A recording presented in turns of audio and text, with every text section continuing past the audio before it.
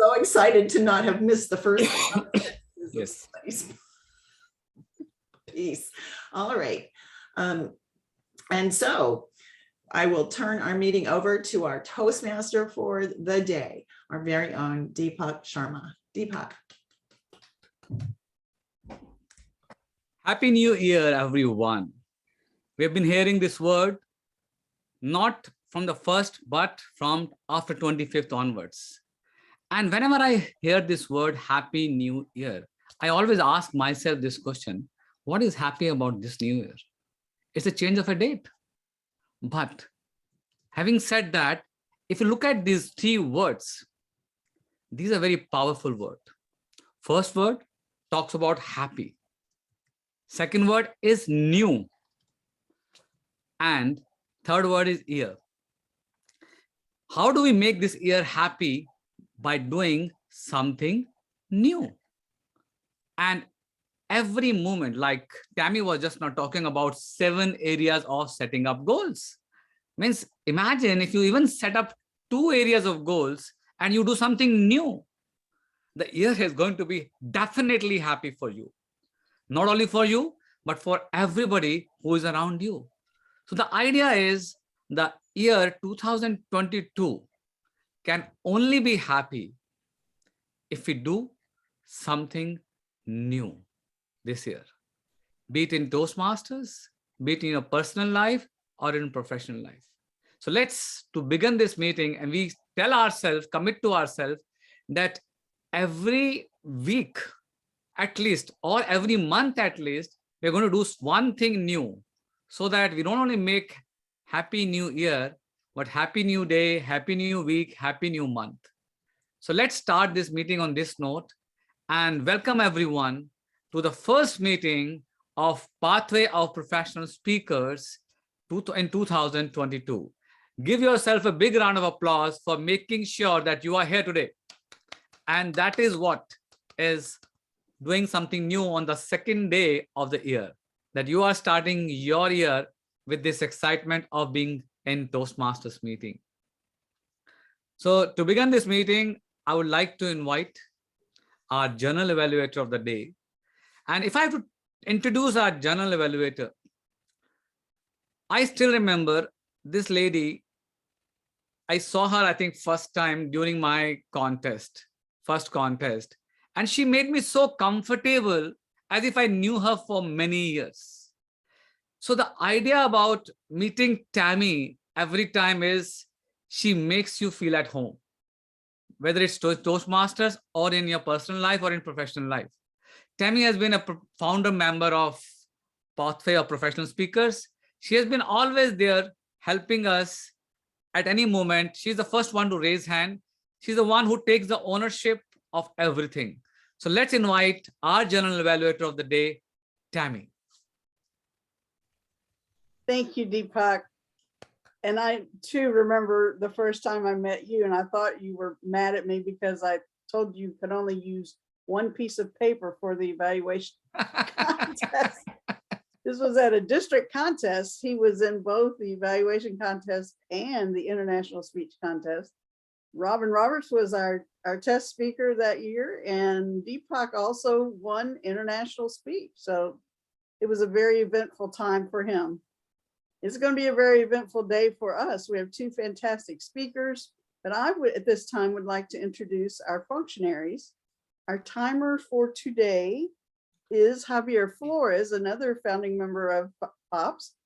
Javier, tell us about your role today. I'm not sure if you have the times for the speakers, so you might solicit those at this time.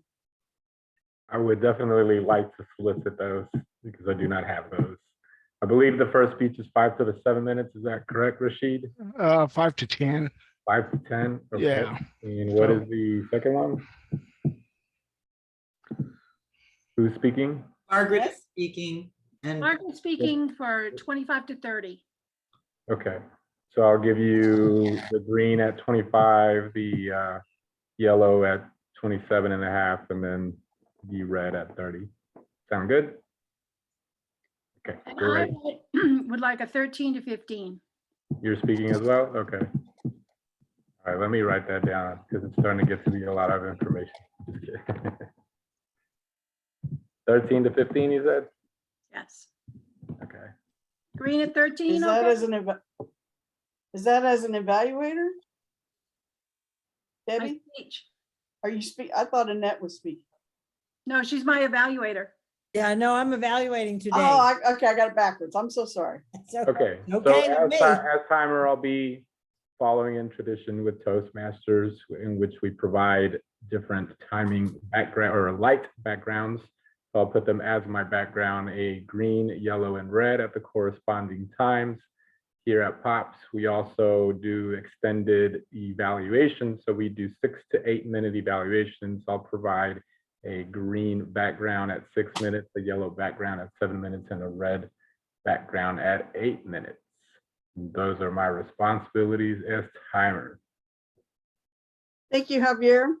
And the other functionary that you're using today will be our grammarian, and that's Lamar Brown. Lamar, how are you Hello, today? everybody.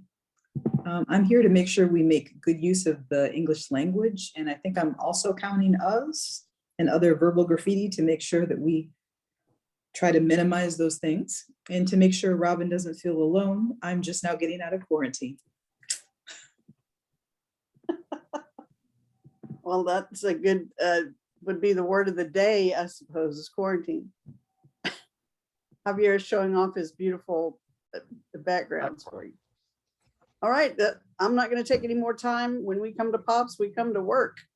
So, Mr. Toastmaster, get us Thank you so going. much, Tammy. Thank you so much. Can we give Tammy a big round of applause and all the functionaries who are taking up this role? Moving ahead, for information of our guest, our meetings is not typical as other Toastmasters Club meeting. We have a different segments. And the first segment is on education, second segment on speeches, and third is on evaluation. We don't do table topics, and we focus more on giving opportunities to our members to showcase their skill and practice their skill on this platform. But when we say we help our members to showcase their skills, education is one of the most important part of professional speakers' journey. And in every meeting, we make sure one of us share our experience and share that knowledge so that other members can apply that knowledge into their life. And that is the reason this education session is all about. And today, our education session is being taken by DTM Rashid Huda. And Rashid, as a professional speaker, we all know that there is a need and importance of promoting ourselves, but get paid for doing it. Wouldn't that be wonderful? As a balloon artist, Rashid worked in restaurants to showcase his work and collected tips while handing out his business card and inviting people to hire him for special occasions. He was getting paid to promote himself to potential clients who were already paying him for his talents. When he discovered a way to do the same for his speaking business, he was ecstatic and he couldn't wait to share the same skills with us today. So let's welcome our educational speaker, Rashid Huda, DTM.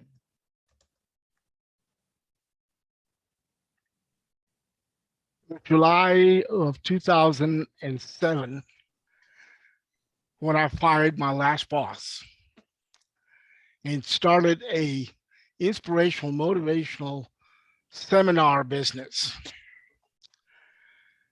8 months and $25,000 later, my partner and I went our separate ways.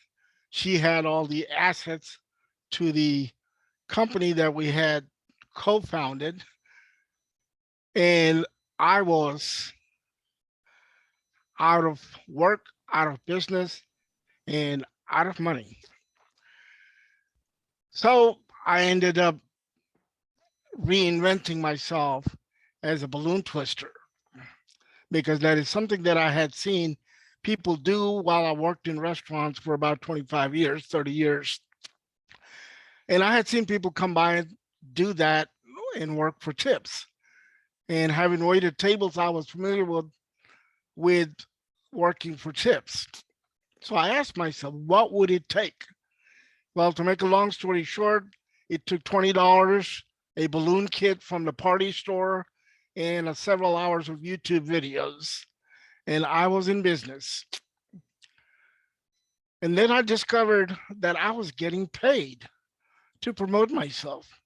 Because in essence, I was going to different restaurants, working to entertain the kids that were there so the restaurants get more frequent visitors from those children and their parents. And they were tipping me, and I was handing my business card, telling them about hiring me at their parties. And I was getting hired at birthday parties, bar mitzvahs, all kinds of stuff. Even corporations were hiring me to do their corporate events. So it was wonderful. I did that for 10 years, 11 years. And then COVID happened and the restaurants got closed. And I was out of business again. So I decided to reinvent myself again. And since I'd been in Toastmasters for a number of years, and I've been speaking since I was, haven't grown much, but I was 12 years old. And so this is what I'm doing. And then I came across in one of the Facebook groups, somebody recommended something called Pocket Products. And I said, huh, what's a pocket product? And she told me what it was briefly and said, just Google it. So I did. And she said, as much as I have recommended this product, I might as well become an affiliate of this thing so I can get paid.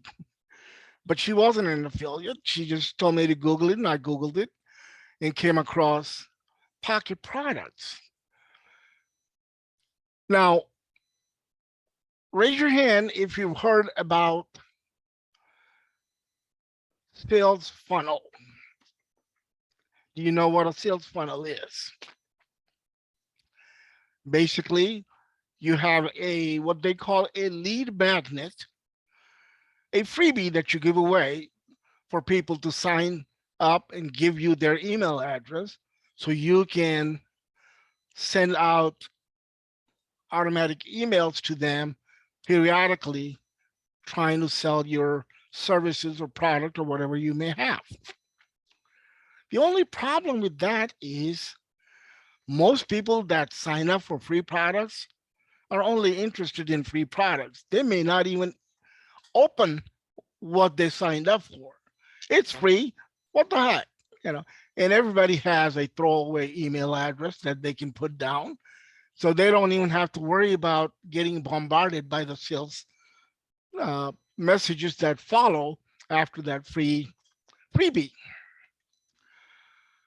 As a business owner, I looked at that and I said, that doesn't make sense because I created this thing. I put my time and effort, energy into it, and then I'm offering it as a free service to attract customers.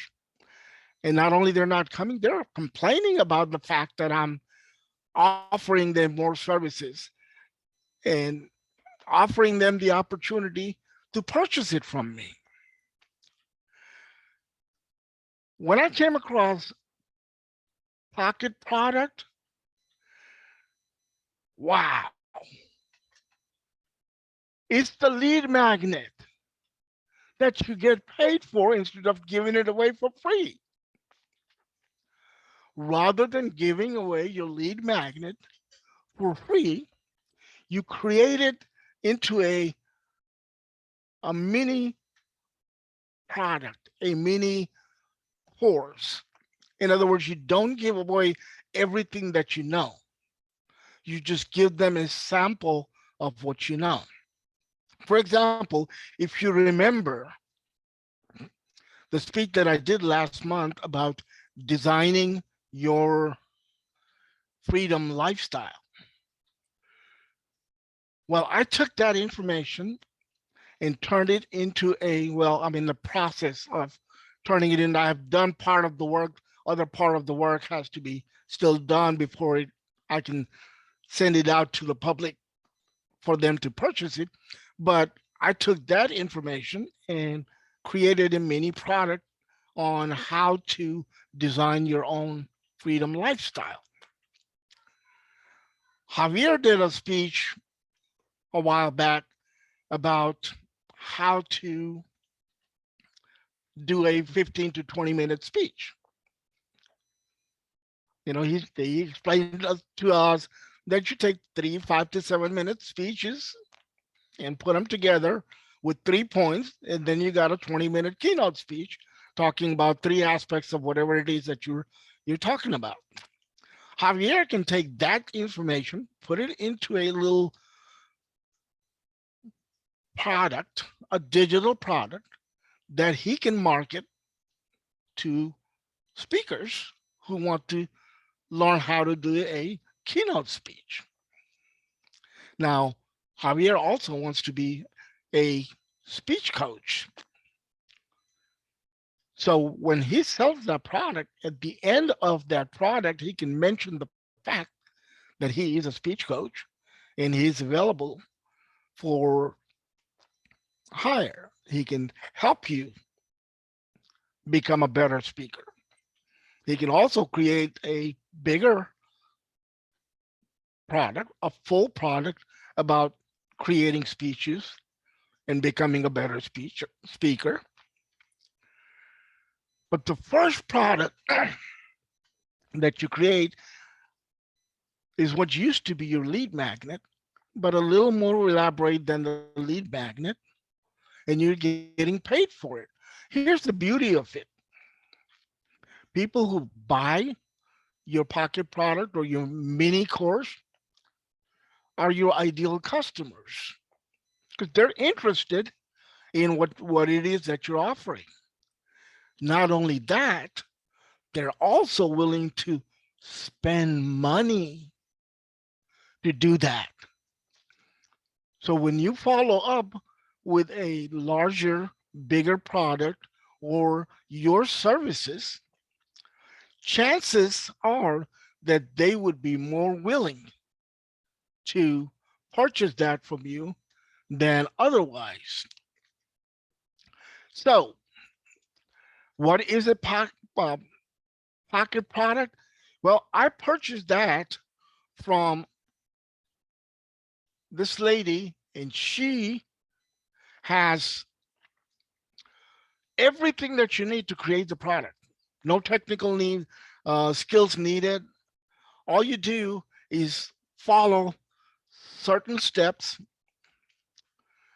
She even has a sales letter template that you just fill in whatever you need with your product. You follow the step-by-step process, and so you don't even have to worry about how to write a sales letter. So I'm working on that right now, and the next step would be the marketing aspect of it, which I haven't got into it.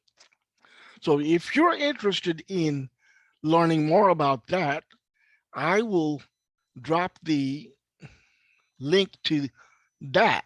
Now, I'm smart, so oops, wrong thing here. Hold on a second. I am not just wishing that I was an affiliate. I am an affiliate, and I'm going to drop an affiliate link. So when you purchase this product, you will pay the same thing that I paid, except I would get compensated for making the referral. With that, I'll turn it back over to you, Mr. Toastmaster.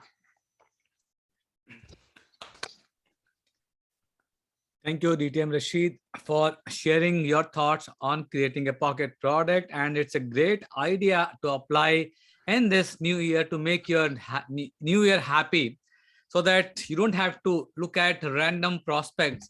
You look at focused prospects when you're talking about your speaking business. Thank you, Rashid, again. And we move ahead with our first speaker of the day. Yes, we are excited about listening to Margaret. Absolutely. And before I invite Margaret on the stage, it's important to know what Margaret is going to talk. Margaret is going to share her speech, a keynote that she will be presenting and delivering at Christian's Women's Conference on Cape Cod this fall.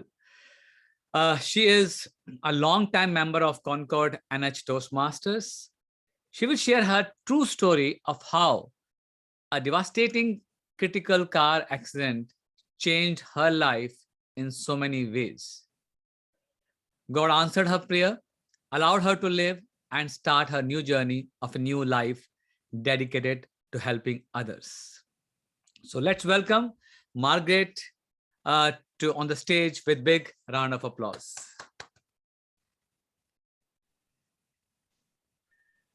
Good evening. Happy New Year, everybody. Hope everybody had a nice New Year's. And I'm very, very excited to be here.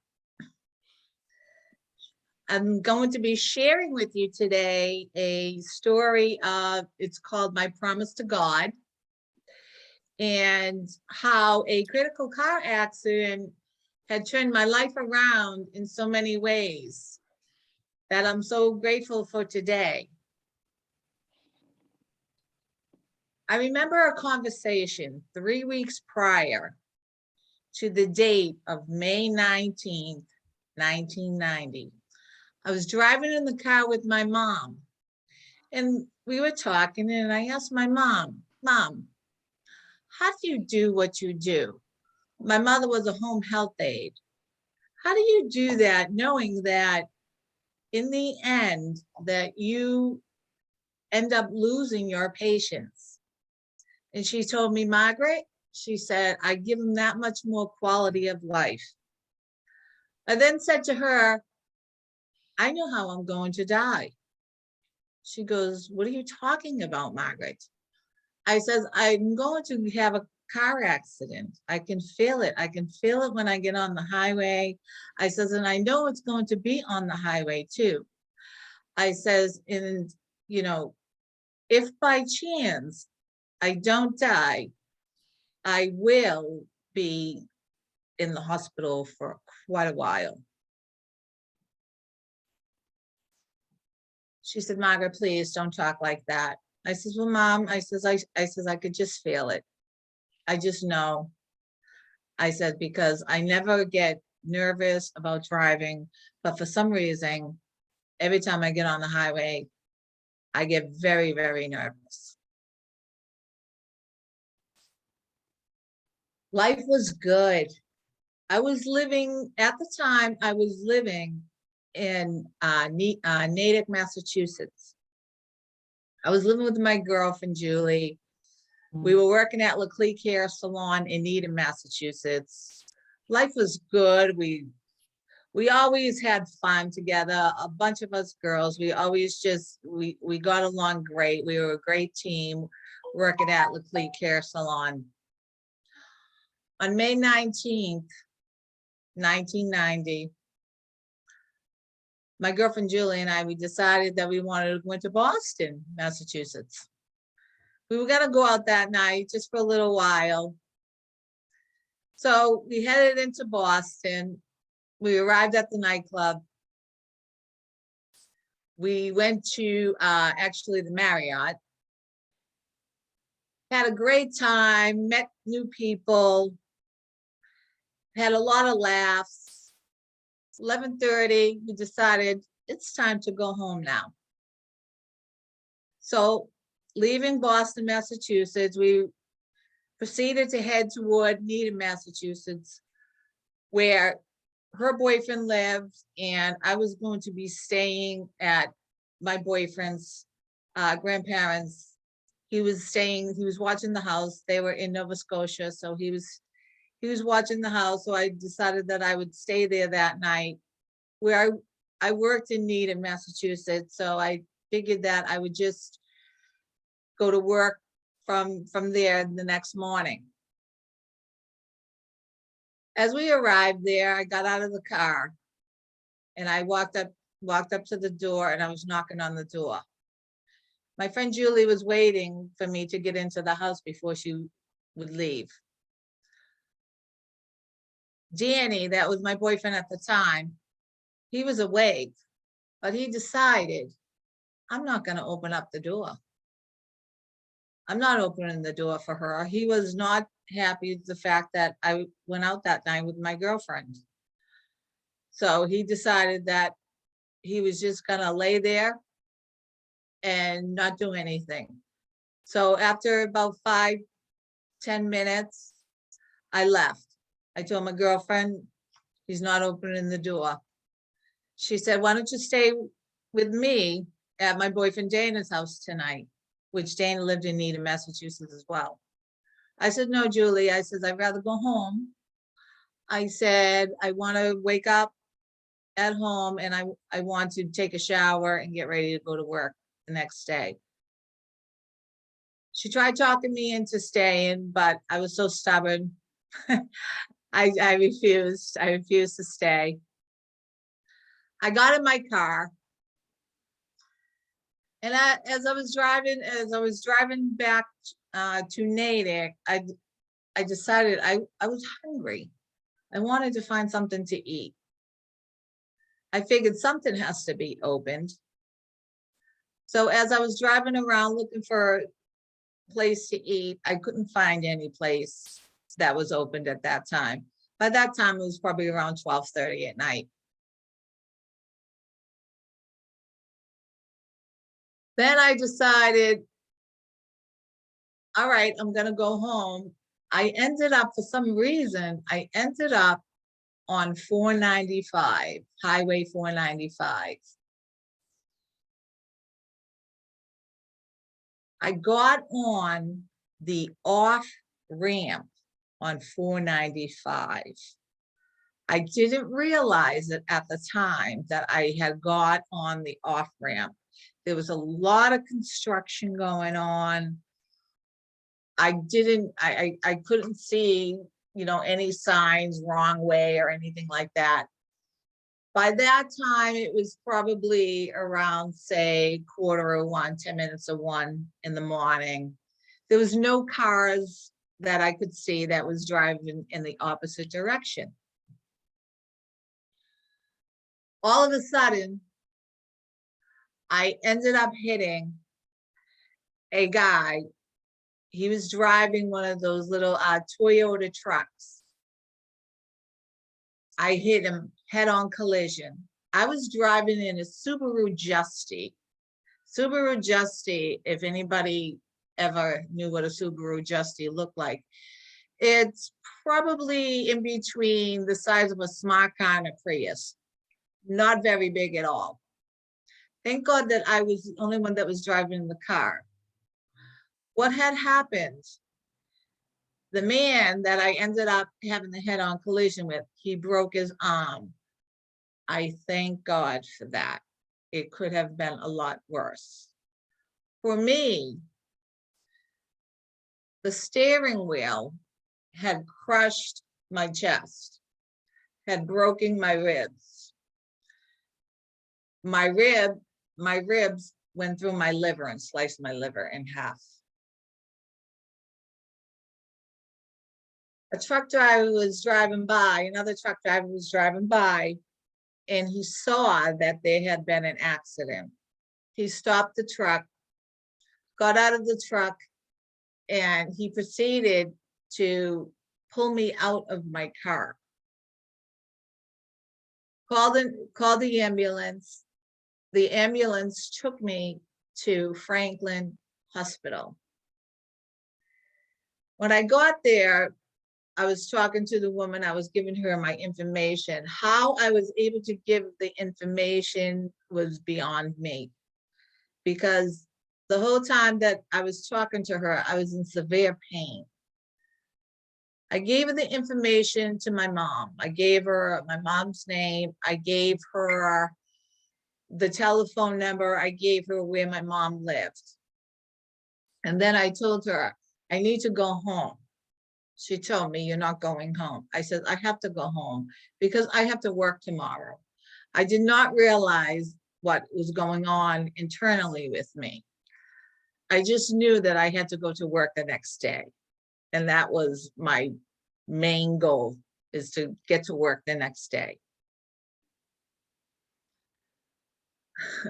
Well, was I in for a big surprise what had followed thereafter? I told her, I said, my stomach hurts me. I said, I am in so much pain right now, I can't talk anymore. She says, what do you mean? I said, my stomach is killing me. I can't even sit up. I said, I am in such pain. I says, I feel like somebody is burning my stomach. After that, I don't remember much. All I know is they had called my mother, and they had told her that they had flown me to Worcester Medical Center in Worcester, Massachusetts, air flight to Worcester Medical Center in Massachusetts, that I was in a car accident and that I was in critical condition, and they did not know if I was going to make it. My mother, she could not believe it, as you could imagine, getting that phone call. By that time, it was probably around 2:30, 2:45 in the morning. My mother screamed. She fell to the floor. She couldn't believe it. She told me, she kept saying, she told me she was gonna have this car accident. She told me that she was going to die. That's how she was going to die. She's not gonna make it. She's not going to make it. She proceeded after she got herself together, down to Worcester Medical Center. When I had arrived at Worcester Medical Center, they had to put me in an induced coma because of the severity of my injuries, my internal injuries. They needed to keep me still because I could not afford to have any more damage caused to my liver. I was so close to the main artery of my liver that if there was any more tearing in my liver, that I was going to bleed to death and I would not make it. So therefore, they had to put me in an induced coma.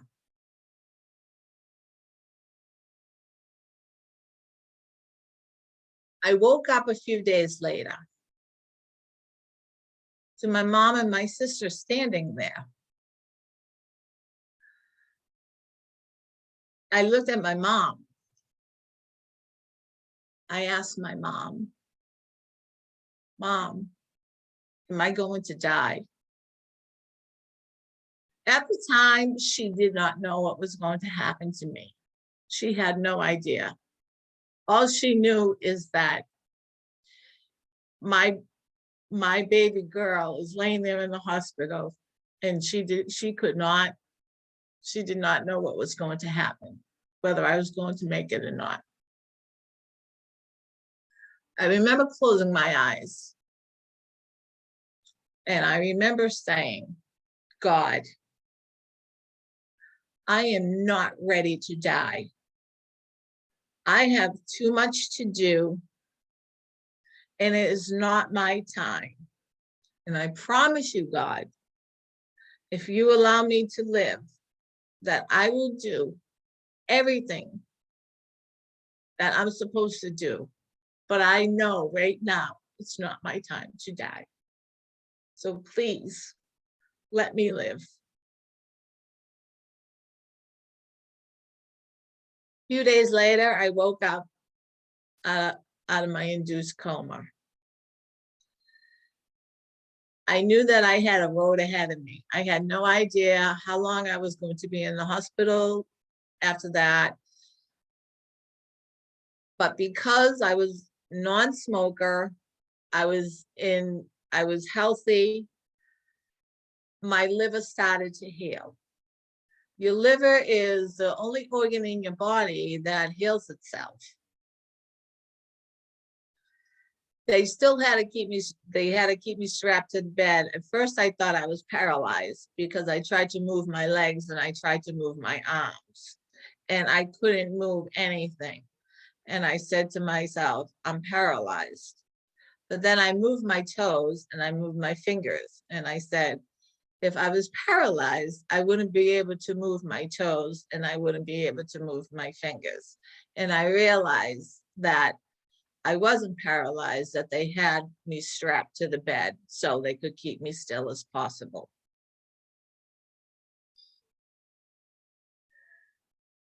I was in the hospital for 14 days after that. On returning home, I had to go to physical therapy. I had to go back and forth to the hospital so that they could check my liver. And I had to get MRIs so that they could just see how much my liver was progressing and how the healing was coming. I went back to work about a month after that. I couldn't wait to go back to work. I went back to work to Needham, Massachusetts at Leclerc Hair Salon. I didn't know if I was going to be able to stay there or what was going to happen. All of a sudden, I get a phone call. I have to go to court because the night that I decided that I was going to be driving on May 19th, 1990, I was out that night, as I said earlier, and I had some alcohol in my system. And they had taken my blood alcohol at the hospital. They wanted to give me time to heal. So they figured after a month and a half that they decided to get in touch with me and let me know that I had to go to court, that I would be losing my license, and the possibility of me going to jail because of the severity of my car accident. I said, there's no way that I could go to jail. People like me don't go to jail. There's no way. I got to get a good lawyer. I got to get somebody who's going to fight for me, who's going to get me out of this. I cannot go to jail.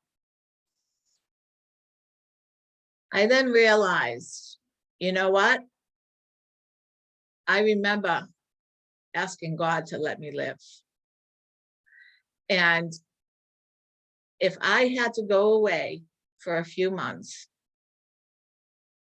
that was a small price for me to pay. He allowed me to live. He gave me a second chance. January 2nd, 1991 was the day that I got sentenced to 3 months in Framingham, Massachusetts Women's State Penitentiary. I just knew that I had to stay strong, and I just prayed to God to give me the strength to get through this. I did not know what it was going to be like. All I just heard was horror stories about what it's like to ever have to go to prison. I remember sitting there and talking to one of the girls, and she asked me, what are you here for? Why are you here? What are you doing here? You don't belong here. You don't look like you belong here. I said, well, I made a mistake. I said I was driving the wrong way up the highway. And I said I had some alcohol, and so I am here for driving under the influence of alcohol. In a women's state prison, driving under the influence of alcohol is like being in a guy's prison for child molestation. They do not accept women in there for driving under the influence. She looked at me and she told me that her twin niece and nephew, they got hit by a drunk driver. Oh boy. she was looking at me like she wanted, right then and there, she wanted to attack me. And I just looked at her and I said, I am so sorry. I said, we all make mistakes. And I knew that was just the beginning. That was just the beginning of me arriving there. Please God, give me the strength. Give me the strength to be able to make it through this. Please, I promise when I get out of here, I'll do everything that I am supposed to do. Being in prison, there's so many emotions that you go through. I felt like my dignity was gone. My confidence was gone. Everything. I had to leave my work. All my friends, I had to give up my apartment. There was so much that I gave up. My family was going crazy. They didn't know what was going on. They didn't know if I was okay. Although I had a lot of people that were keeping tabs on me, making phone calls and making sure that I didn't, nothing happened to me. But in the process of being in there, you have to stay strong. You have to be tough. You don't want anybody to know how frightened you are, because once they see how frightened you are, that shows vulnerability. And if they know you're vulnerable, they'll attack you. I had a couple of incidents where there was a couple of girls that wanted to start trouble with me. Naturally, I had to fight my own battles. So I stood up for myself. I stayed strong, and I said, if you have, something to say to me, you say it to my face.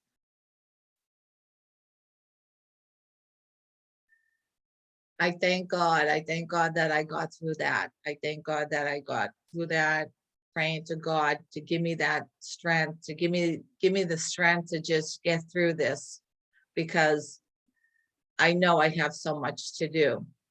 That 3 months went by, it felt like it was 3 years.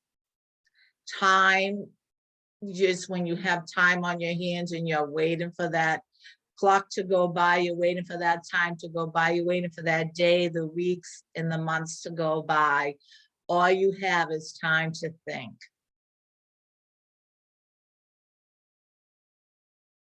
The day I was leaving, the director called me. He wanted to speak with me. He called me into his office and he said, I don't know who you are. He said, but in all my time in working here, he said, I have never received so many phone calls for one person. He says, you have a lot of people out there that care about you and that were very, very concerned about you. And then I found out while I was in there, a lot of people thought I was an undercover cop or even a witch. They thought maybe I was a witch or something, which I thought was funny. But anyways, going home, I was released on April 4th, 1991. So leaving there, I was just thinking of all the things that I had to do. I was thinking of, my work at Leclerc Hair Salon. I was thinking about that. I realized that I was not going to be able to go back there. Too much time had gone by. I knew that I needed to start a new life for myself. I knew that I had a lot to do, and I remember my promise to God. So I knew it was up to me to do the work that needed to be done. My mother told me, just take the summer off. Worry about going back to work after the summer. I was not used to working. I love work. I love doing hair. I absolutely passionate about it. It just felt funny to me. So in August, I decided, no, I can't go any longer without working. I decided that I needed to get a job. I needed to start working and I needed to get back on my feet. I had too much to do. I started working at Peter's Hair Salon in Concord, New Hampshire. I worked and worked and worked. I would work 10 hours a day. I didn't care. I just did whatever it took to build my clientele. Everywhere I went, I passed out my cards. I would go to all the small businesses downtown and introduce myself to all the business owners. Get acclimated with the community, whatever it took. Every time one person sat in my chair, I gave them 3 cards. I never looked at a person as one person. I always looked at them as 3. If they love their haircut, they're gonna go and they're gonna at least tell 2 people, and one person is gonna come up and ask them where did they get their haircut. I worked so hard. I built my clientele. After working at Peters for 5 years, I decided that I was going to open up my own salon. I opened up a salon in Pennacook, New Hampshire. I had that for about 3 years. And then I decided I didn't want to be a babysitter. I felt like I was running an adult daycare. So I decided that I wanted to rent a chair. I had worked so hard. I had entered competitions. I entered 2 New England competitions against 6 states. First year I came in 3rd place. Second year I came in 2nd place. The 3rd year I was going for 1st place, but then they didn't do it a 3rd year because they didn't have enough signups. I did whatever it took to build my clientele and build a reputation for myself, knowing in the back of my head, my promise to God, I had too much to do. After I closed the shop in Pennacook, New Hampshire, I rented a chair at the Main Element Hair Studio. After I went there, I signed up for all kinds of leadership programs. I signed up to become a sexy hair educator. I did life coaching, which was supposed to be a 9-month program. It ended up being a 7-year program for me. Life coaching, they break your life up into 3 different parts: your past, your present, and what your future looked like. Well, at the time when I started life coaching, I couldn't even imagine what 2 weeks looked like, never mind 3 to 5 year plan for me. My coach told me it wasn't therapy, but I told him at the end, this was the best therapy I have ever received. What I loved about it is how they broke up my life in 3 different parts: my past, my present, and what my future looked like. And I love the fact that I had to think about where I have been, where my life was going, and what my life was going to look like for my future.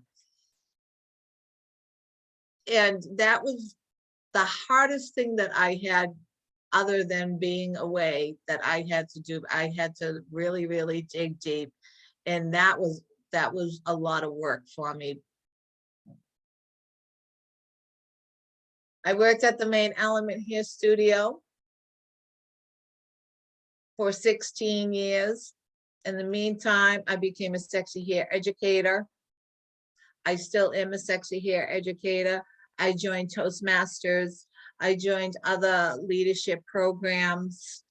Every year I would do something to make myself grow, as I still do now.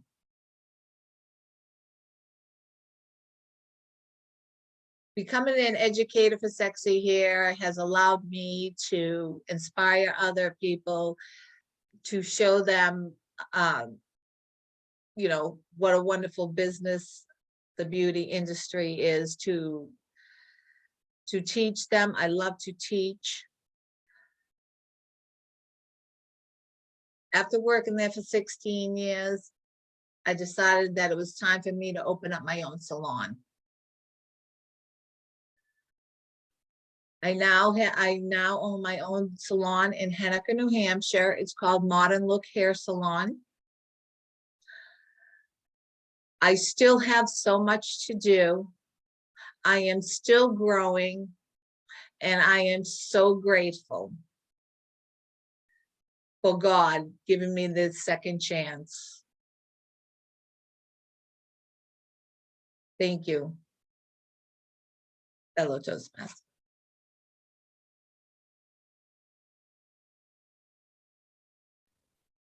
Thank you, Margaret, for sharing such a touching story with us. Promise to God. I know most of us heard this speech second time, and we got the same emotions, and we got touched again with your story. Thank you so much. We may take 30 seconds if you want to write a note to Margaret directly, talking about her speech, before we move to our second speaker.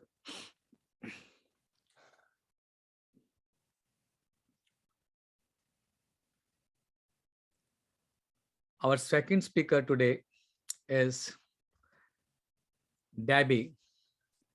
And before I introduce, just give me 1 sec. Debbie, for 31 years, has been a Toastmaster and served in the role of president of a home club, membership VP in various clubs, and area director for District 45. She is charter member of Club Amherst. She is selected at corporate club and has been a speech contestant more times than she can remember, frequently making to the district level. She has attended clubs all over the country and was recently a member of club in Mexico. She regards joining Toastmasters one of the best things she has ever done. We all believe that very strongly. Her membership has taught her how to have confidence when she presents, given her leadership opportunities, and brought incredible people into her life. But there is one thing that she has noticed that is critical flaw with most every Toastmasters group she has been involved with. Today, she will share what she sees as a problem internationally and what she feels need to be done to fix it. So let's invite Debbie with the title, Seeing a Bigger Picture. Debbie, Seeing a Bigger Picture.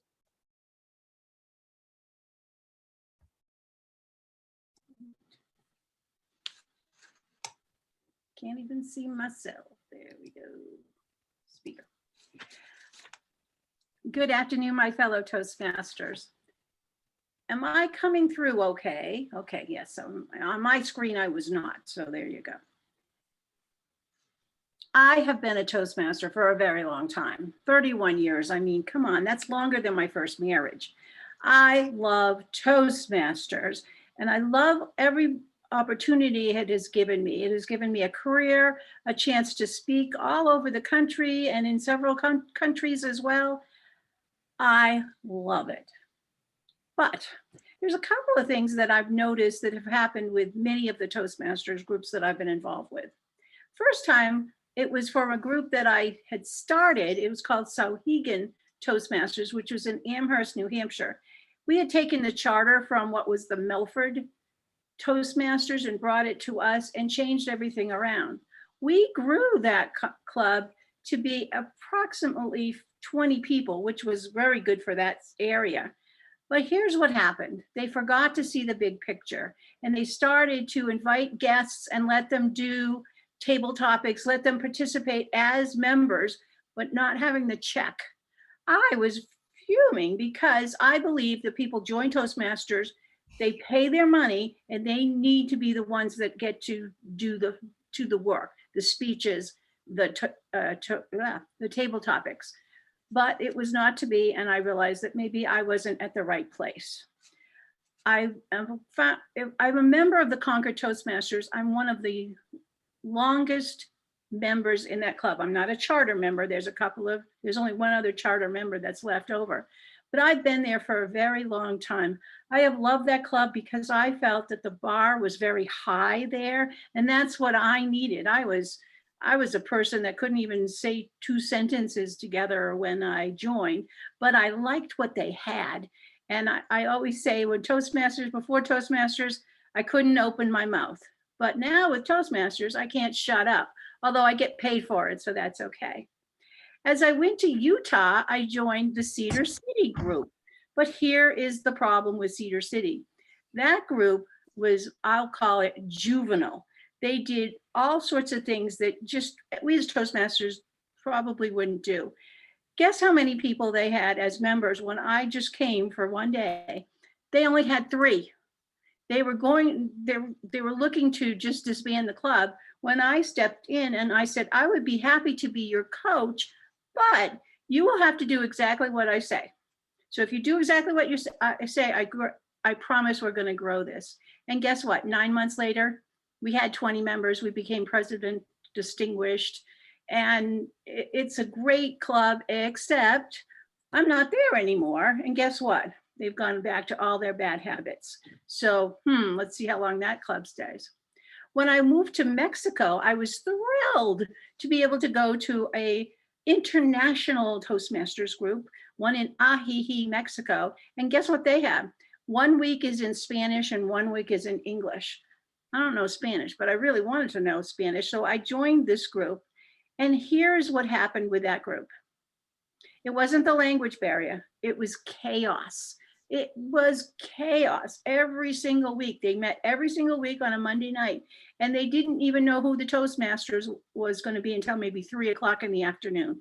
They never had a theme.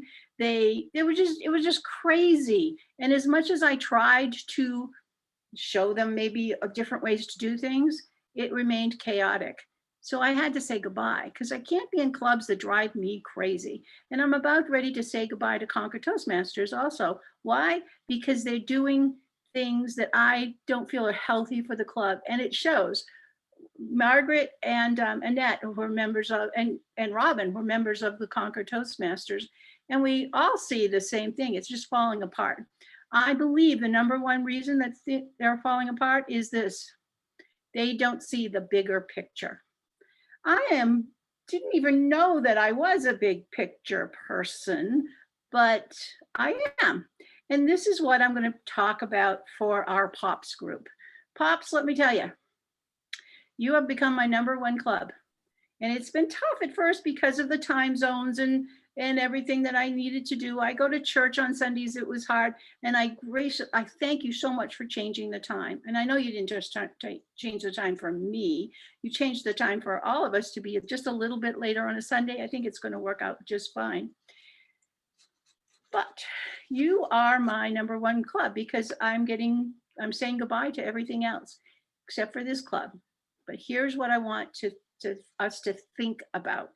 A bigger picture, to be a bigger picture club. All right, just for our guest purposes, this is an advanced club. So that means that to be in an advanced club, you would have had to have at least 2 levels in pathways is what they call it. Okay, I get that and I see the importance of that, but here's the bigger picture that we need to think about. You see, this group is dedicated to helping people become professional speakers. That's different than just becoming better at giving speeches or better Toastmasters. This group is dedicated to helping people become professional speakers. And in that instance, this is why I'm going to propose a little bit different way of seeing our POPs Club. You see, today we have some guests. Brian, I am so glad you come. And Joy, she snuck in here and she's a guest. Both of these people I have had the privilege of knowing or getting to know. Joy, I've known her a little bit longer and she lives here in Utah. She is one amazing cookie. Margaret is my hairdresser in New Hampshire. Joy is my hairdresser in Utah. So they have a lot in common, but they both have these incredible stories. And Joy is going to come out to one of my retreats out here in Utah and deliver a speech about her life. Amazing story. Brian, I met through networking of a friend to put us together. And in 1 hour, I could tell that Brian and I are going to be best friends for the rest of our lives. But I know that Brian has also been a speaker on other things, and he's got some professional speaking coming up in his career, just like a motivational speaker. So what are the two things that Joy and Brian have in connection? They both couldn't join POPs. Why? Because they've never been Toastmasters before. And so I know what you're saying. Well, let them join a regular Toastmasters, and then when they're through their second level, then they can come here. But here's the problem. Here's the big picture. Someone like Brian and someone like Joy, they've already spoken somewhat, and they're ready to go. If we send them back to one of the regular Toastmasters clubs, I'm afraid they're probably going to get bored and they will never make it to POPs. I want them in POPs. Just like Margaret, I wanted Margaret in POPs. And the reason being is because I see a big possibility ahead for Margaret. I love her story. We've talked it out. I think I'm going to help her write a book about her story and maybe even a movie. But to get her story down for professional level, she needs to practice it in front of a group of people like we have here at POPs that are professionally bound. And also here we have not only the larger evaluations, but the round robin so that everybody gives feedback. This is what Margaret needs. This is what Joy and Brian are going to need too. And where are you going to find it? The only place you're going to find it really is in POPs. So I will be bringing to the board next week a proposal to change the rules a little bit, to allow people that maybe want to do an audition for us to be able to become members. If they've never been a Toastmaster before, they start their Toastmaster career here at POPs. Again, I totally understand the reasoning of having people been in Toastmasters a long time before they come to POPs. I get that. There's no argument. But we have some people like Joy and Brian who just have these great gifts, and they're going to be big in their whatever career, the career that they're going in. And I want to have them be helped here with POPs. Not only do I want to help them, but I want to hear them, because one of the best things about learning to be a professional speaker is to watch other professional speakers, see what they do, how they do it. Robin Roberts, you know, she's one of my favorite speakers. She is awesome. And just so you know, I got her to join her first Toastmasters in Concord, New Hampshire. So kudos to me.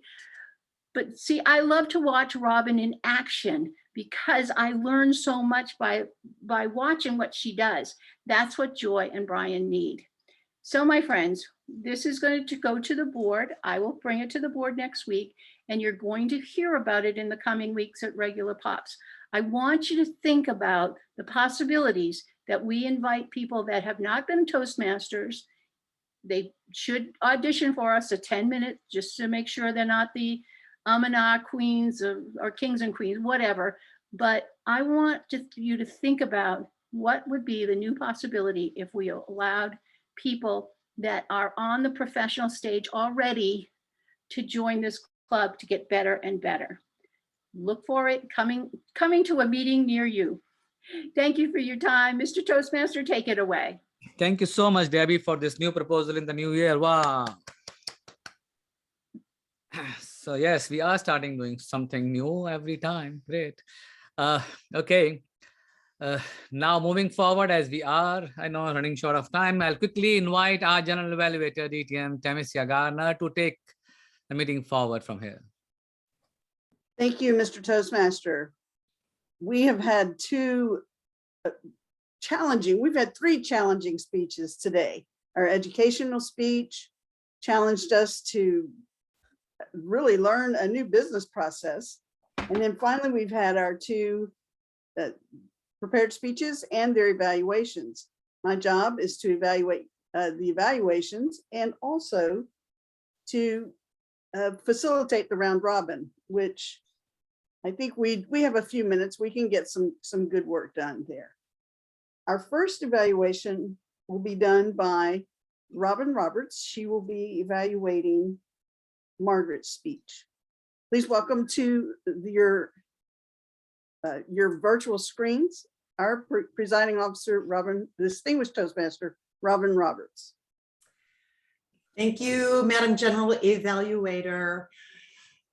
Margaret, thank you for presenting today. Now, I did not hear the first time you did this, and honestly, I'm glad I didn't, because maybe I'll repeat some things you've heard before. Maybe I won't. If I'm repeating something you've heard before, that's probably something you need to double pin. I want to start with some technical stuff. One of the first things I do is say, stand up, Margaret. You have a compelling story, and the energy in your body when you tell this story is important. So number one, stand up.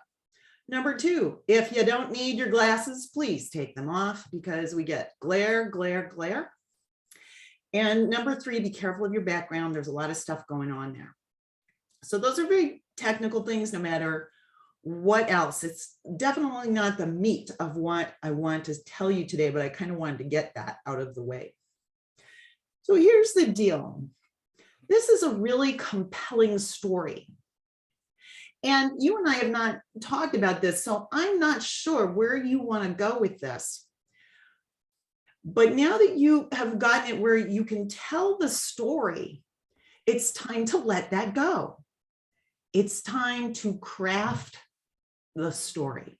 Right now, when you're telling it, you're very much narrating it. You're kind of, okay, this happened, and then this happened, and this happened. And that's good to know what the story was, but it's not compelling to your audience. What I really need you to do is decide, what are you trying to help me understand, discover, take different action? What do you want me to do? What's your message? Because that is going to determine every word that comes out of your mouth. And when you become clear on what it is that you want to move us with, then this is going to get smoother. It's going to have a cadence and a pace of its own, because right now it's very timeliney, if you will. And you're going, and then I did this, and then I did that. And that's that narrating thing. So I want you to just tell it. Once you know what it is you're trying to achieve, I mean, are you trying to say, no matter what happens in your life, you can handle it? Are you trying to say, don't drink and drive? Are you trying to say, God is always there? And you know what, the truth is, you can say several of these things, but you can't say them all at the same time. You have to really hone in on the most important message and let go of some things, because not everything is important. A lot of times you were like saying Boston, Massachusetts, and then we were coming home from Boston, Massachusetts. It's like, yeah, you can just say Boston, it's okay. But narrowing it down, and then truly, like, you're reliving the story, not just telling it to us. I want to know, like, what was that day like when you stood in front of the state prison and reported your, in for your sentence? I want to know, like, did you stand there and just go, oh my God, I asked you to save me, and this is the price I'm going to pay? I want Margaret there, with her whole being. I want to be standing at the front door of that prison with you. I want to experience all of that. And if you can do that, and if you will take time for your people to come along with you, you will have them in the palm of your hand. You also need to know that this is a very a very tense story, very compulsive,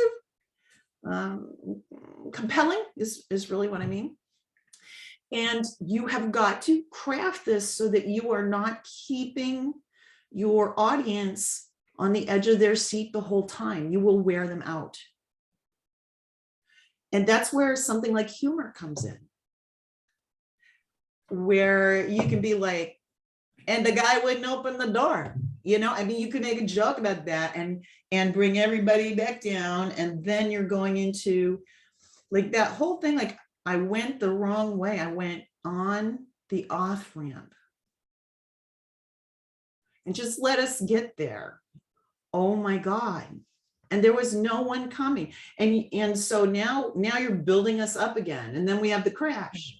And then we have, so there's just so many times that you had the opportunity to build this incredible tension and honestly this for us as the audience, and then be like, but I survived. Okay.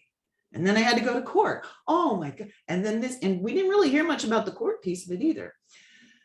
But again, all of it goes back to what are you trying to achieve? What is the message? And if you truly want to take this as this kind of, I'm a motivational speaker, and what I'm telling you is bad stuff happens, and here's how you can get through it, then you're going to craft it differently than if you're giving a just don't drink and drive message. I hope all that makes sense. But bottom line, I really appreciate the courage it takes to tell the story, to say what happened, to be willing to put it out there for the world to see so that people don't make the same mistake. What you don't know about me is that my sister-in-law was killed by a drunk driver. My nephew was maimed by a drunk driver. I did my first contest speeches on the accident that killed my sister-in-law. So very much a place in my heart, but you can do a lot with this. And I look forward to really like chunk it down. Let's really craft it and let's make this into a speech that moves people the way you want to move people. Thank you very much, Margaret. I appreciate it. Thank you, Robin. And I really should have said this for the benefit of our guests. Here at POPS, we have a longer period for evaluation. If you're familiar with Toastmasters, I see Javier's reporting 7 minutes and 21 seconds, which is within our 6 to 8 minute of time. Usually in a normal Toastmasters meeting, the evaluations are 2 to 3 minutes, but most of the speeches are only 5 to 7 minutes. At POPS, we are of the opinion that no one pays anyone to speak for 5 to 7 minutes unless you're Henry Kissinger. None of us are Henry Kissinger or George Washington come back to life. So we have to work at our craft, and we are here to assist each other. And with longer presentations, we felt like longer and more detailed evaluations. And that is what you just heard, Margaret. You may not be accustomed to this type of evaluation, but Robin this was an excellent example of a POPS evaluation where we talk about the light was in your glasses and that type of thing. But right now I want to open it up to anyone who might for a couple of minutes have some things they want to say to Margaret to help her craft the speech. Yes, Deepak, I see you. Yeah. So I'll quickly take clue from what Robin said. When you squeeze a lot of information in, you squeeze out your audience. So somewhere I felt that I was getting lost in the speech, and the single word is succinct. You know, you have a beautiful story. It's a very, very powerful story I ever heard from a keynote. Now, as it's all about how do we craft this story more beautifully. So I'll give you a couple of examples. When I received your introduction, So I had no time to interact with it, but I was not happy with introduction because you are disclosing your story in the introduction. So the one word of keynote is curiosity. So you have to build that curiosity from the introduction when you are introduced by the MC in the any program, and then the opening also brings in a lot of curiosity. So instead of saying that I'm going to tell you about my car accident story, no, you can directly go to something which can bring in a lot of curiosity in the speech. People are thinking, what is happening now? What is coming ahead of us? And every moment, you have there are so many opportunities, as Robin said, about use the word tension, and I use the word conflict to bring that conflict again, and then you have a lot of conflicts in your story. So one, we say conflict, and then you say escalating the conflict. So you take them at particular level and then escalate it. And then finally, you leave them with a message. And when I say message, maybe you use a phrase, a 5-word to 10-word phrase. And when you pick up that phrase, and anything that is not revolving around that phrase has to go out of the speech, So this is quick thoughts that is coming to my mind, and I thought I'll just quickly share with you. Otherwise, it's a beautiful story. Thank you. Anyone else want to jump? Yes, Annette. Unmute yourself, ma'am. That makes it so much longer when you can't hear me. What the first thing that I thought of was to start your speech was, I remember a conversation, and now they're in your life. Now they're right in your life. You're having a conversation with your mother, which is pretty monumental, by the way, to think you're going to die. And probably each story that you have can start at an emotional moment, like Robin said, rather than, and then, you can slip right into, when the door wouldn't open. How do you think I felt when I got there and he wouldn't open the door? So, but your stories, and it is an amazing story, one point after another. So that's my quick input. All right, I'm gonna cut this a little short, but I think we can all conclude that organization is the first thing. Craft a message. This is the way Tammy says it. Come up with what you want us to learn from your experience, and use the story as or points of the story to back up your points of your message. So, and you have a lot of speeches with that story.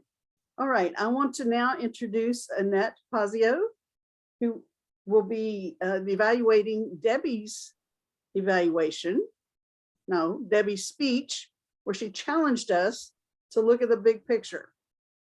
Please welcome Annette Fazio. Thank you. So she started with humor, which is always the best way to start. If you want to be a professional speaker, I remember hearing a while ago, do I have to be funny? Only if you want to get paid. So that, Debbie started, I did love that she was in Toastmasters longer than her first marriage. Debbie clearly has passion about what she speaks about. Doesn't matter what it is. This happens to be Toastmasters, and she is super passionate about Toastmasters and having it be the best available.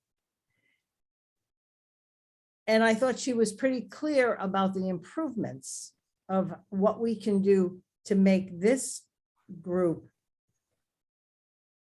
shine, and without being nasty or cynical. Kind. She's got a kind attitude. I think working on the idea of having professional speakers who are out there already coming into POPs, and I understand that both parties, but I think the challenge is to make it still Toastmasters. So I personally will throw in another idea, which is they can come into POPs or audition, because some people think they're really wonderful. They might not be. So you kind of need you know, we need an audition with a few of us, or maybe the whole, you know, the whole crew. But also put them on the same path as Toastmasters International. So they come into, they come into Toastmasters as a professional, but they also get the pathways. So they get the education of what the speech building is really about. And then they use the pathways, they use the first speeches, I can't remember what the first book is called at the minute, but those are the speeches that they use, their speeches that to fill out that book.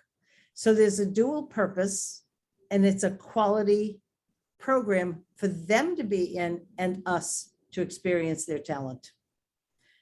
So, and as usual, Debbie is a mover. So she makes sure she moves things, starts things, pushes things through, and opens her mouth about it. She doesn't be in the background going, oh, they really ought to do this. She brings it to the group. She brings it to the forefront. And it really doesn't matter who she's talking to, one-on-one or the whole group. That's my story, and I'm sticking to it. And we still have 3 minutes before we end. And I appreciate that. Javier, do you have a time on Annette's speech? 4:42. Okay, 4:42. A little short, but we are short on time today. We had a couple of longer presentations. Anyone have any words of wisdom for Annette on her evaluation? Did we have round robin on? We didn't have round robin on Debbie's. We need round robin on Debbie's speech. I'm sorry. No one? The chair's seeing no hands. Debbie, I, as a charter member, I appreciate your thoughts on this. And believe me, this is not the first time that this organization has had to face how to bridge Toastmasters and the vision of what POPs can be. We've just met that place in the road now, and we're going to be forced to deal with it. And I appreciate your energy on that and look forward to our discussions. As your general evaluator, yes, Margaret. Just want to say that Debbie is a mover and a shaker, and she is equivalent to Lazarus, because she knows how to get things going and she knows how to bring things alive. And what she did at Concord Toastmasters in 2017 was amazing. And it was an unforgettable year. So absolutely, Debbie is awesome. Well, I have already grown by having known her. So that's only been 6 months. All right. As my general evaluation, we did take a 5-minute recess before we started because not everyone was online. Now we've moved these meetings back to 4 o'clock. I'm hoping that everyone can now get here on time. I understand things happen. I think we've gotten our link sorted out. Certainly the Zoom number, the meeting number, and the password work if you can't get the link to work. I appreciate we have 3 guests today, which is very exciting, and I look forward to Robin introducing them and getting their feedback. Again, we had 3 amazing speeches, something that when I come to any Toastmasters meeting, when I learn something, that's why I come back. And every Toastmasters meeting I ever attend, I always learn something, and I learned something today. So I appreciate everyone's participation. I believe I still need another report from my grammarian, Lamar. Tell us how we did using the English language, and you want to report on us and ums, go right ahead. Thanks, Tammy. Being a professional club, I did not hear a whole lot of uhs and ums and verbal graffiti, but I did have a couple things to talk about for a few people, if you don't mind. Go right ahead. Okay, Rashid, the good news is you don't say and but I think your filler word might be and. I heard a lot of ands, and I'm seeing some other people nod their head. I think if there weren't the ands, you could do some dramatic pauses. But the and is taken away from your dramatic pauses. I also heard, well, it's kind of like a lack of a word. So something like handing my business card as opposed to handing my business card out. Just a little missing thing there. And then there was an idiom I hadn't heard before. You said more likely to purchase than otherwise. I guess I'm used to hearing more likely to purchase than not. But I don't really know what is necessarily the right or wrong way. I'm just pointing it out as an idiom I hadn't heard before. Deepak, you said what Margaret is going to talk, and I didn't hear the word about. So again, it was like a word at the end kind of got cut off.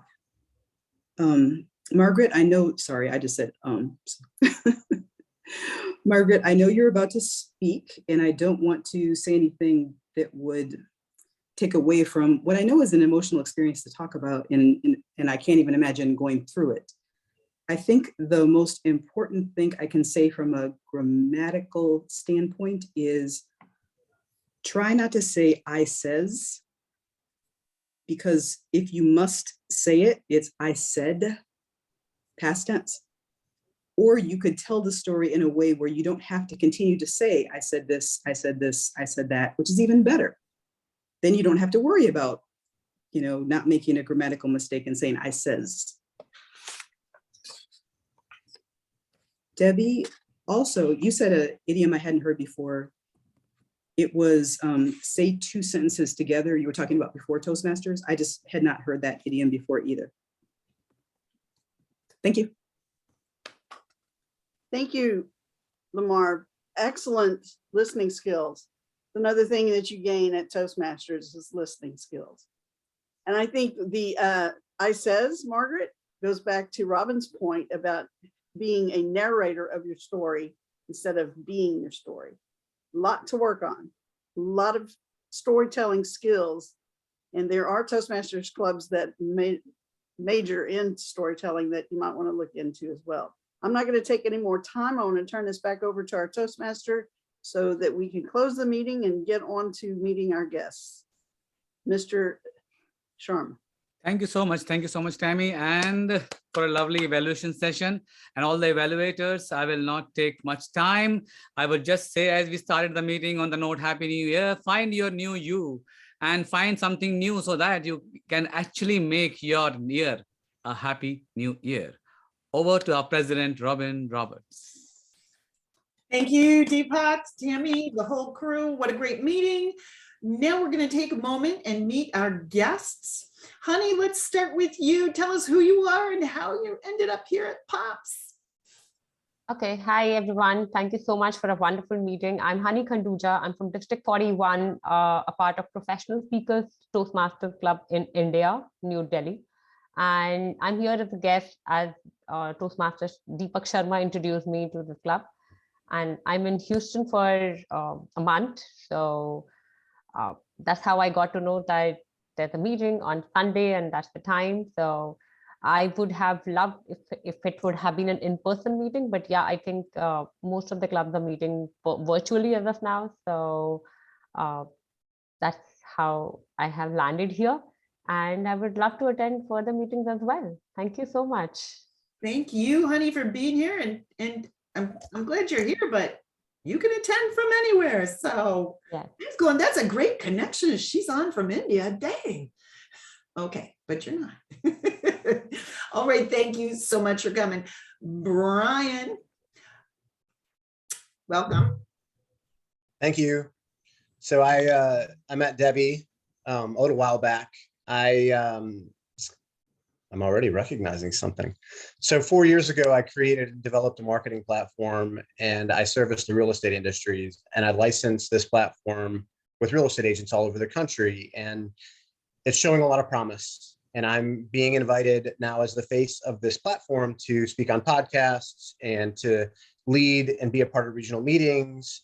And I have a strong narrative around why this platform works and why it would be beneficial for real estate agents. But as I get the opportunity to share my enthusiasm and talk about some life principles that are important to me that have contributed to why this platform works, I see the potential in my future to do a fair amount of speaking. And frankly, it's something that is exciting to me. I am a huge fan of continuous improvement. I think it's one of life's energy supplies as individuals to feel like we're growing and progressing as people. I love the spirit of this meeting. I love that we can get together as a group and listen to, constructive criticism that's provided only from a point of view where the people in the group are trying to help the person they're offering that critique to be better. And so as I talk to more and more people of influence within the industry, I've offered this opportunity to connect with people that are in the speaking realm so that I can go find ways to make myself uncomfortable and learn more about public speaking. I'm finishing this book. It's about how to be a better speaker. I'm reading this over the Christmas break.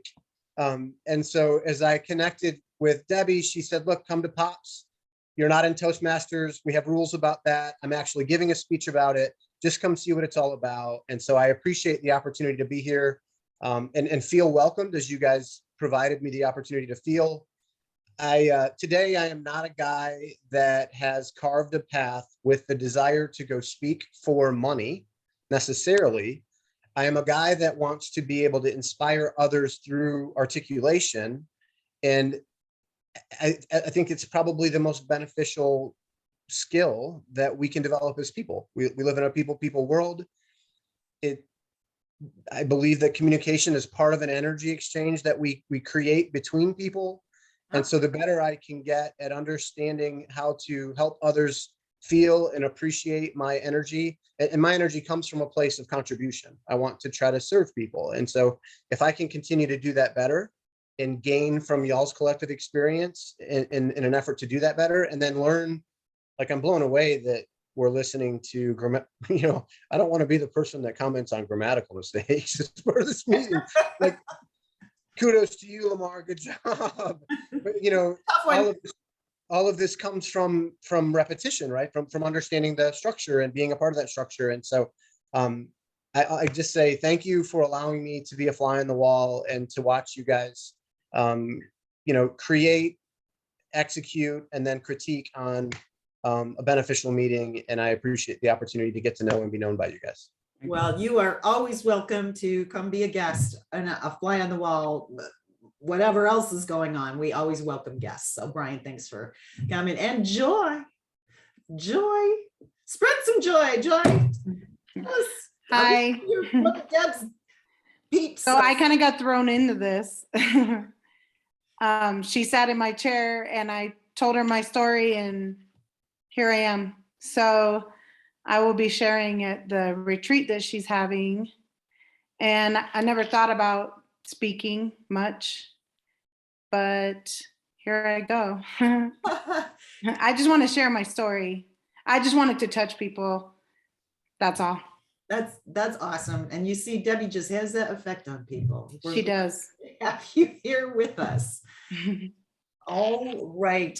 Once again, if you have not, as a guest, put your contact information in the chat, please do that. Debbie got kicked off, her internet froze, and so she can't get back on. And I will then in turn share the chat with her.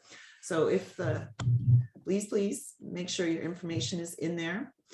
Our next meeting is in 2 weeks. And briefly, Mr. Sharma, do you want to talk about our amazing meeting on the 16th? Yeah, 16th, we have a special meeting of being a professional speaking series. Yes, so I'm in the process of getting confirmation from a couple of more speakers. So I think in a couple of days, we'll be having the poster out. Awesome. So every third meeting or so, particularly for our guests, we have a professional speaker series where we've had someone come talk about publishing a book, and several other things, right? So make sure that you come back for that one. That is 2 weeks from today at 4 o'clock Central Time. And some of us are going to have to adjust our light because it's getting dark early and now I'm just like fading into the darkness. All right, is there anything else that needs to be contributed to our membership before we leave? Excellent. Any officers that haven't trained, make sure you get trained. I Ah, don't know if any of us have been trained besides myself, but okay, good point. Thanks for reminding me. Definitely need to go sign up and do that. You go on the District 56 website and look at the dates. They're all virtual, so it's all good. All right, and with that, meeting adjourned. Thanks Thank so you. much for being here. Bye-bye. Bye. Have a great week. thanks. You too. Too. Thanks a lot, everybody. Great time today. Yep. Bye-bye, Annette. Bye, everybody.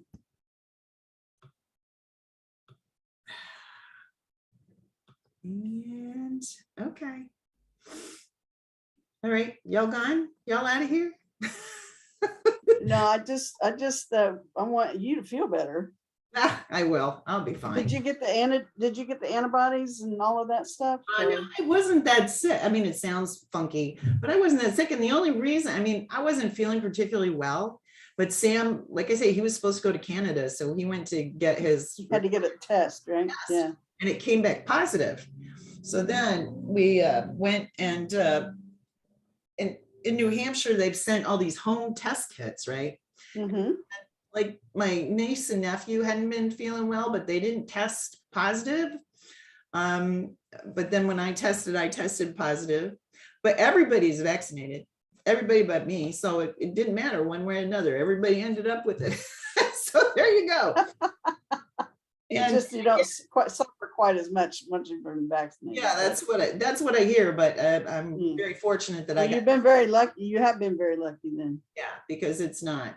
I mean, it's no. I don't even. Although I think the hardest thing is I just kind of feel really, really. The fatigue is Yeah. real.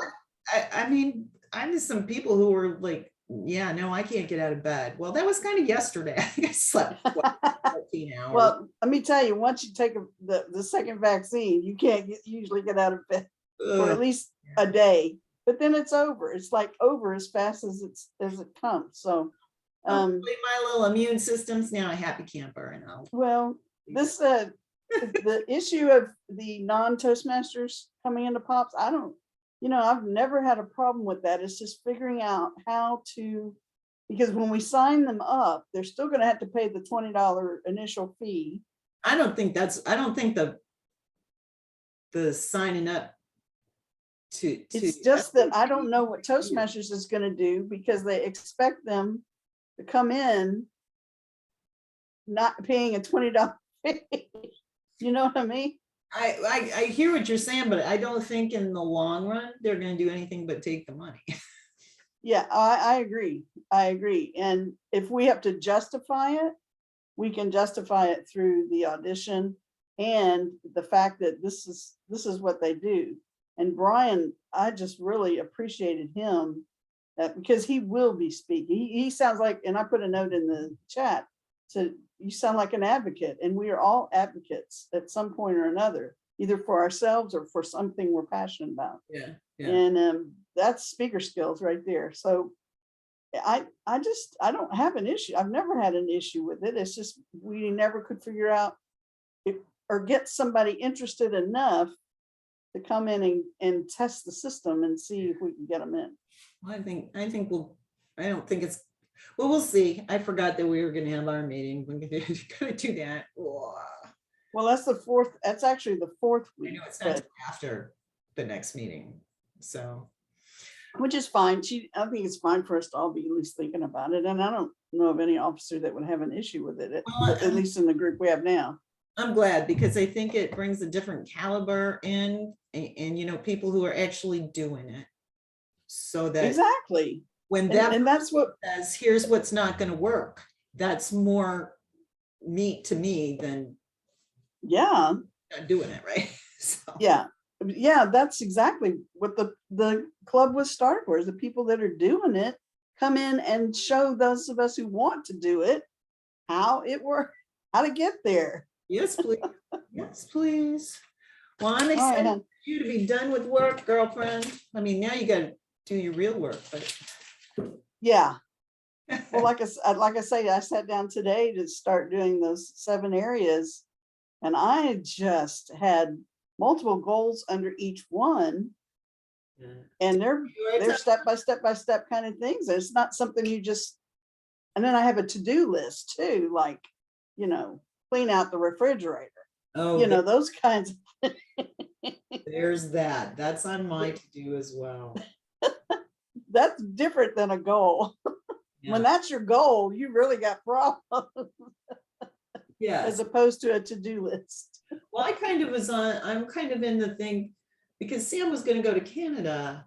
I kind of am still mentally until my first client is next Saturday, so I'm still on vacation.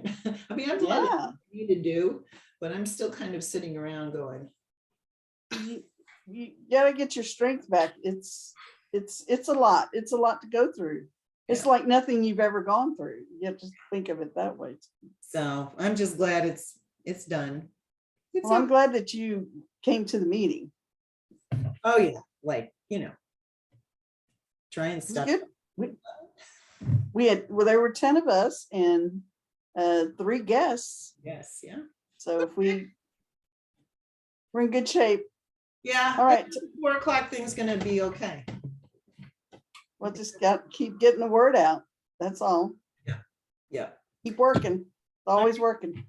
All right, dear. Take care of yourself. will do. I'll see you later. Bye-bye.